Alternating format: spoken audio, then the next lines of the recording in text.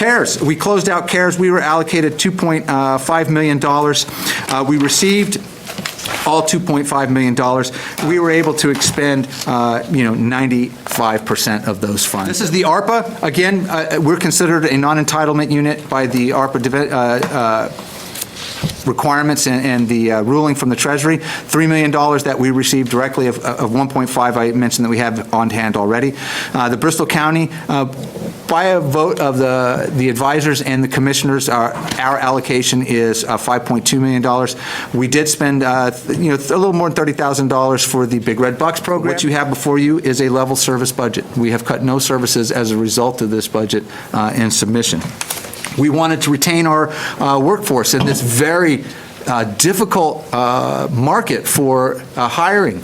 We were able to save in our health care, and that's thanks a lot, not because of the COVID, but because of our employees and the health and lifestyles that they lead that really contribute to making and taking care of themselves. We looked at every economic growth opportunity. Gil Hilario, Lyle Perney, paving the way for the town as we look at economic growth and opportunities. I will tell you, they field calls all day long.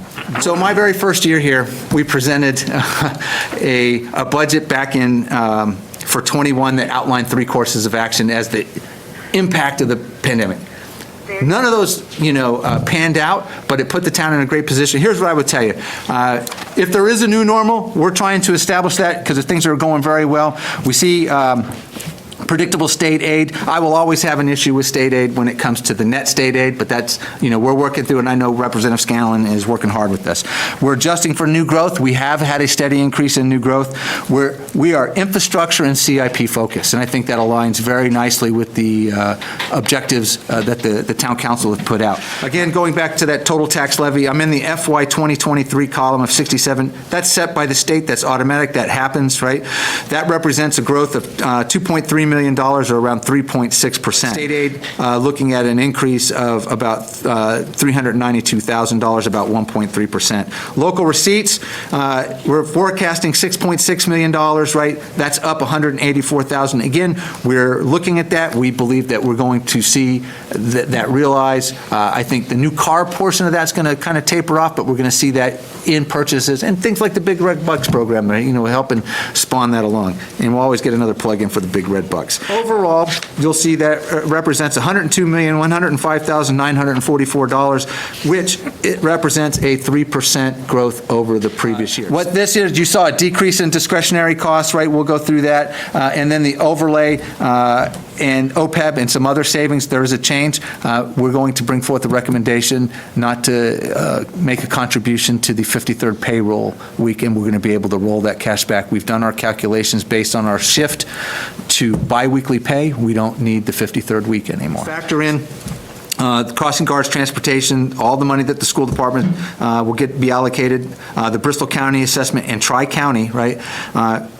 $50,914,386. It's a 4.1% increase from the previous year. Represents almost 50% of the total budget without fringe and benefits. Remember, the town will pick up insurance and all those other commitments that the school department that we pay on our side. The net state aid, because that's the number that I look at after it's all said and done, is $18,932,379, which represents $145,000. So they gave us quite a bit more on the front side, but they took away a little bit more on the back side. The one thing on the back side I want to call your attention to is the retired teachers' health insurance. Unlike the town received a 0% increase for its health insurance. Our retired teachers are in the GIC, and they had a 7.6% increase in their insurance this year. To see in bar graph form that net state aid slide. It's good news if that blue column slightly up from last year, which is reversing the trend from the previous years that we're looking at. You'll see the sewer. Retained earnings, the water, the solid waste, the Comcast, and the Verizon there. There'll be a couple projects that'll come forward in our CIP plan that'll cover that as well.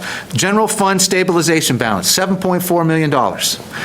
So we are above the threshold that we initially had set, so I'm not going to recommend that we put any money into the stabilization fund this year. Instead, I will be recommending that we spend and knock out projects that are valued while we have the advantage of being ahead in that buffer for us. You can see in year 23, we see the spike in our focus on capital improvement based on the availability of interest rates and where we're doing in our borrowing. The blue lines represent if we were to spend every dollar we thought appropriate for capital and take away from other areas in the budget, we would think it would be right around that 7% mark, right? But what we're doing is we're controlling that. We're doing a capital improvement smartly, as it's needed, but looking also forward into the future to forecasting the needs. You'll see how we break down each of these projects in FY23. That's the column I'm looking at, $9.4 million. Our plan over the next 5 years is for $53,425,000, 86 new projects, each one to have the details and answer all of the questions of why it's important, why we need it.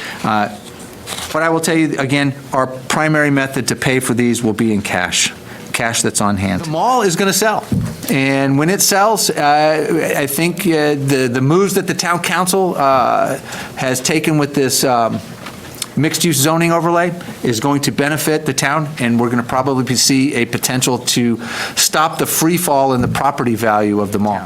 You'll see that the American Rescue Plan Act will provide us an outlet to create a regional food bank distribution point out of the Allen Avenue School, right? I just want to stop and recognize all of the department heads that are here and all the hard work that they do. They cut, sometimes not willingly, right? But all focused on bettering the town in areas where it made sense. We looked at historical trends and how we did, and every department gave everything that they possibly could without a degradation in the services that we provide.